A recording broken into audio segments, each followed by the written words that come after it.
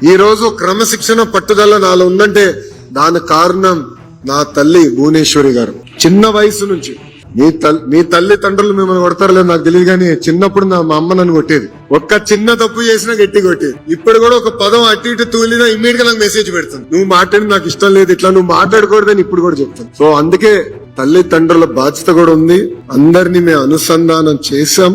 ఇంతేకాకుండా నేను కూడా కోరేది, ఇక్కడ మీ అందరి నుంచి కొన్ని విషయాలు ఉన్నాయి. తెలుగు వాడక భాషల్లో కొన్ని పదాలు ఉంటాయి, దాంట్లో మహిళల్ని కించపరిచే విధంగా వాడే పదాలు కొన్ని ఉంటాయి. గాజులు తొడుక్కున్నావా, చీర కట్టుకున్నావా, అమ్మాయిలాగా ఏడవద్దు, అమ్మాయిలాగా వివరించదని. దీనికి ఫుల్ స్టాప్ పెట్టాల్సిన బాధ్యత ఇక్కడ ఉన్న యువకులందరిపైన ఉంది, మీ పైన ఉంది. ఇంట్లో ఎవరిని అది వాడితే మీరు వాడొద్దు, మా మంత్రి గారు చెప్పారు అని చెప్పాల్సిన బాధ్యత మీ పైన ఉంది.